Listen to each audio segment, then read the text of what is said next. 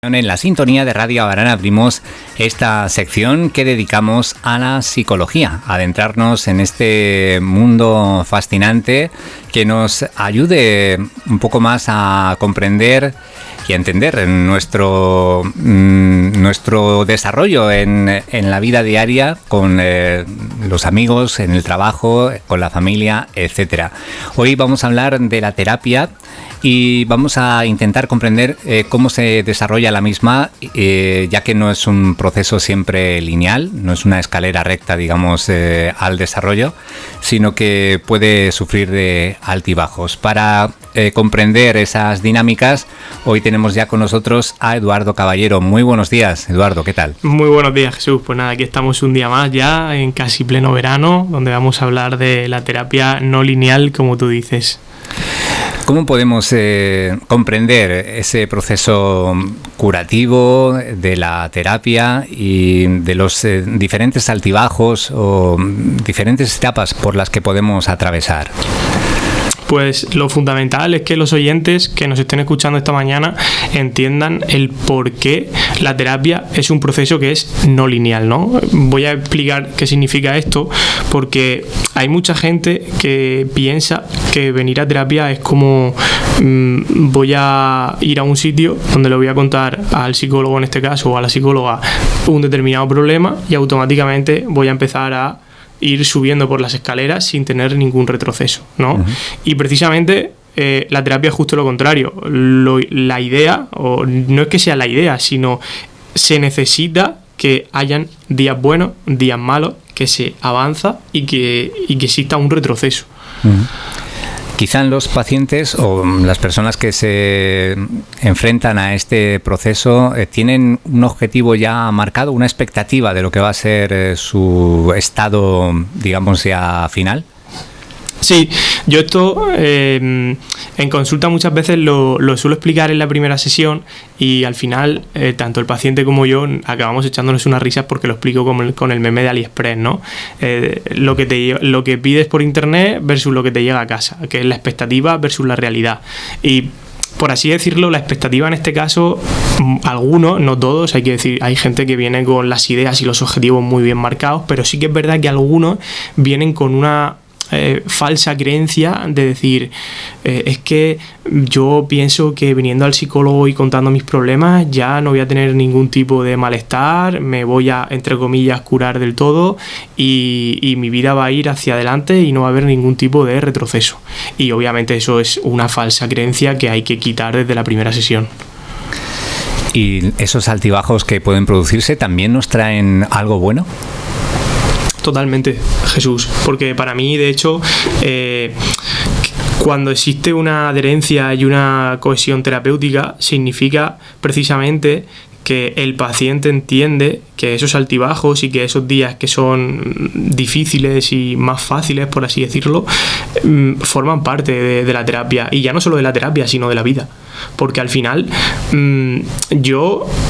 si entiendo la terapia como un proceso donde, por así decirlo, es un viaje, los dos nos colgamos la mochila y salimos al monte, ¿no? Nos vamos de excursión. Sí. Obviamente, yo, por ejemplo, en mi cabeza puedo llevar la idea predeterminada de que la excursión va a ser maravillosa, pero dentro de esa excursión pueden existir altibajos. Me puedo doblar una 15, me puedo caer, me puedo poner malo. Y eso no significa que vaya a ser todo fatal o malísimo o vaya a ser un viaje que voy a recordar como el peor de mi vida. No, creo que al final lo que pretendo hacer ver al paciente con que existan altibajos es que precisamente a pesar de que existan puedes extraer conclusiones positivas de ello. Ajá. Y en esas excursiones que podemos hacer, uno se puede encontrar quizá con más cosas que hay ahí tapadas, no sé, quizá vamos por un problema, que pensamos que tenemos una falta de autoestima, por ejemplo, y al emprender ese viaje vamos descubriendo que hay otras cosas detrás, otros miedos, otras creencias, quizá un dolor más grande que estaba ahí encubierto. ¿Puede eso ocurrir? Perfectamente. De hecho, no es que pueda ocurrir, es que es lo normal, es lo que ocurre, que viene un paciente, a no ser que por ejemplo, una adicción o un problema que esté ya previamente determinado de me pasa esto y tenemos que abordar y trabajar esto, pero lo normal es que cuando alguien viene de trabajar, no sé, autoestima, autoconfianza, cualquier tipo de problemática en general, lo normal es que a raíz de empezar a identificar ciertos patrones de conducta o ciertos pensamientos que puede tener el paciente, se empiezan a ver y a entender otras áreas de su vida que quizás no se han explorado mucho, pero que empezamos a averiguar que le afectan incluso de igual o de peor manera que el problema principal. Y en estos casos, Eduardo, ¿cómo se suele trabajar con las personas que sufren, digamos, esas recaídas? Pues cuando aparece una recaída, recaída, yo sí que es verdad, hago un inciso, la llamo realmente en caso de adicciones, ¿no? Para mí, como tú bien has dicho antes, la palabra me gusta mucho, que es un altibajo. Cuando aparecen los altibajos, yo siempre intento hacerle ver al paciente que se pregunte por qué ha pasado eso. Primero, por qué ha pasado, y segundo, cómo has actuado. Y si ha habido un cambio con respecto a la primera vez que te pasó. Son 3 preguntas que para mí son fundamentales. Una de las cosas que yo siempre intento inculcar a mis pacientes es el tema de la paciencia y la perseverancia. Porque en el psicólogo lo que yo odio son las prisas. Si alguien viene con prisas de tengo un problema y necesito resolverlo lo antes posible, yo siempre digo lo mismo, digo, te has equivocado porque aquí no es. Los problemas necesitan sus tiempos y necesitas tomarte con calma ese altibajo que tú has tenido y analizarlo para ver cómo puedes mejorarlo la próxima vez que vuelva a pasar. Ya. Es casi como un entrenamiento, ¿no? Repetir hasta que lo vamos perfeccionando.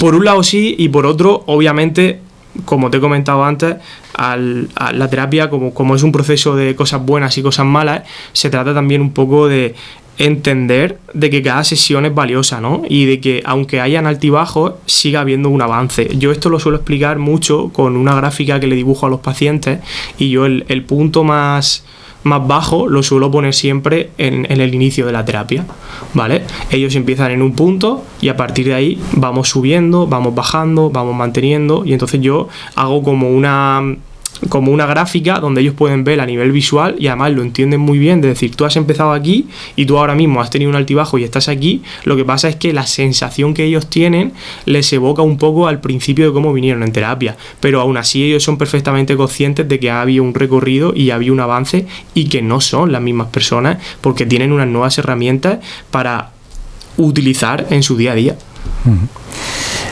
¿Nos podrías poner algún ejemplo de personas que hayan trabajado contigo y que hayan sufrido esos altibajos? ¿Cómo han salido de ellos y cómo los han afrontado de una forma diferente? Pues mira, un ejemplo del que quiero hablar aquí hoy es, tengo una mujer que está trabajando conmigo el proceso de duelo, ¿vale? Ella tuvo la pérdida de un ser querido de su familia, y se puso en contacto conmigo hace ya como unos 6-7 meses más o menos, y empezamos a trabajar. Obviamente las primeras sesiones eran mucho más complicadas porque, como tú bien dices, había muchos más altibajos, ¿no? Al principio yo expliqué lo que te he comentado antes, que se necesita paciencia, que esto al final es un proceso.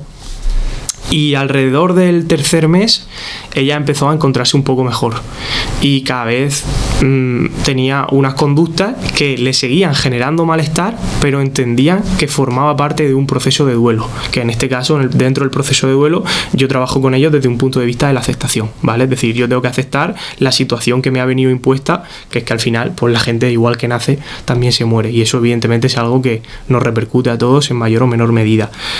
Al principio, ella, lo que te he comentado, muchísimos altibajos, porque ella iba a su casa, lloraba, estaba todo el día teniendo pensamientos negativos de me gustaría estar con esta persona, quiero estar con ella, no, lo único que necesito en mi día a día es estar con ella, porque estas cosas me pasan a mí, etcétera, etcétera. Pero conforme empezó a pasar el tiempo y empezó a entender que el problema es la aceptación de uno mismo, se dio cuenta de que todas esas cosas que antes no aceptaba, empieza a aceptarlas y empieza a cambiar un poco como la mentalidad. No sé si me estoy explicando. digamos que lo ve de una forma diferente, ¿no? Correcto, ¿vale? Entonces, el entender que al final la muerte es un proceso natural de la vida y no puedes hacer nada para evitarlo, lleva un tiempo, porque como tú lo ves lejano, parece que no te repercute, pero cuando se da en tu círculo cercano, claro, es como que la perspectiva cambia totalmente, ¿vale? Entonces, esta persona ha sido una persona que ha tenido muchísimos altibajos y ha sido capaz no de superarlo, porque al final un altibajo no es que se supere realmente, es que aprendes de ellos. Y experiencias como, por ejemplo, hablar con la persona fallecida, ir a visitarla al cementerio, etcétera, etcétera, son cosas que eso ella antes lo percibía como algo negativo, pero realmente no es algo negativo. Y todo eso forma parte del proceso del cambio. Muy bien.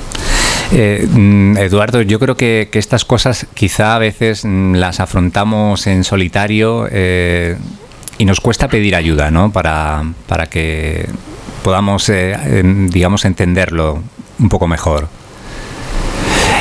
¿Tú crees que las personas que nos escuchan están concienciadas de que el psicólogo siempre puede ser ahí una ayuda para salir de estas situaciones? Hombre, yo por un lado creo que a nivel social sí que es verdad que había un aumento de concienciación por parte de toda la sociedad, de que la salud mental y los profesionales que nos dedicamos a ello sí que es verdad que tienen una labor fundamental a la hora de ayudar a las personas. Pero también trabajando en psicología clínica te das cuenta de que todavía existen ciertas partes o ciertos sectores de la sociedad que son muy reacios a pedir ayuda. Yo, por ejemplo, me he dado cuenta, y no es que me haya dado cuenta yo, es que hay estudios que lo demuestran, que a los chicos nos cuesta más trabajo pedir ayuda que a las chicas. Entonces las chicas son mucho más propensas a la hora de decir tengo un problema, voy a pedir ayuda. Y esto sobre todo yo lo veo muchísimo en los casos de adicciones y de duelo. Sí. Porque sí que es verdad, no sé decirte realmente el por qué, pero son casos donde las personas lo pasan realmente mal en esas dos situaciones y muchas de ellas les cuesta mucho trabajo pedir ayuda. Y yo siempre digo lo mismo, para pedir ayuda, primero tienes que reconocer que tienes un problema. Porque si tú eres incapaz de reconocer que tienes un problema, automáticamente tu cerebro lo que hace que es se va por otro camino y dice, como no tengo un problema, no necesito ayuda. En el caso de las adicciones es cuando más nos cuesta reconocer eso. Hay gente que le cuesta bastante. Yo he tenido en consulta trabajo y he trabajado con pacientes que presentan adicciones a diferentes tipos de sustancias y muchos de ellos, algunos no, pero otros sí que me han dicho, pues hostia, Edu, a mí me ha costado reconocer esta adicción, o yo estuve por lo menos medio año o un año hasta que me di cuenta de que realmente tenía un problema, porque al final en la adicción es más complicado porque no lo ves, y ¿sabes por qué no lo ves? Porque esa es un tema que está muy, muy inculcado en la sociedad. Es muy fácil conseguir alcohol y conseguir tabaco, solamente tienes que ir a un sitio a comprarlo. Entonces la gente no tiene esa percepción, que es el nombre clave, del peligro percibido de lo que conlleva una adicción o que yo me vuelva adicto a algo. Claro, y además está asumido, ¿no? Como socialmente es algo que todo el mundo... Claro, si yo lo que quiero es incluirme en un grupo, ¿qué tengo que hacer? Pues si el grupo fuma y bebe, yo tengo que fumar y beber. Si no, no estoy dentro de ese grupo. ¿Son también las adicciones donde más altibajos se producen? En las adicciones yo, más que altibajos, te diría que sí que existen, pero yo lo menciono como recaídas.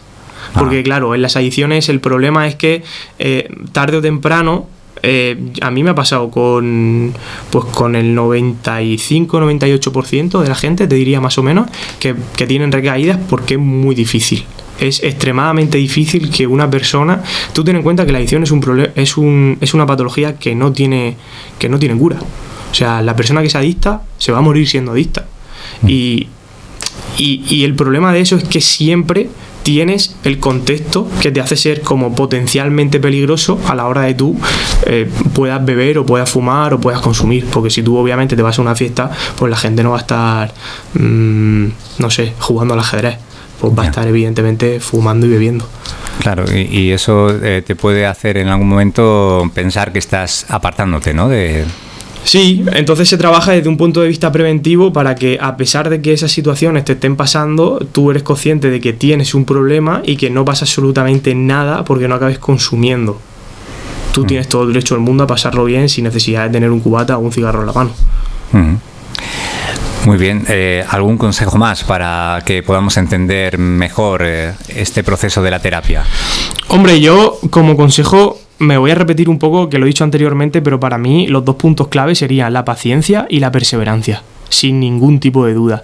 Además, lo tengo demostrado que el 100% de los pacientes que tienen perseverancia, es decir, son constantes y tienen paciencia para que conforme pase el tiempo los problemas se vayan gestionando y tú vayas adquiriendo herramientas para poder gestionarlos mejor, el 100% de los pacientes mejora, Jesús, pero sin ningún tipo de duda.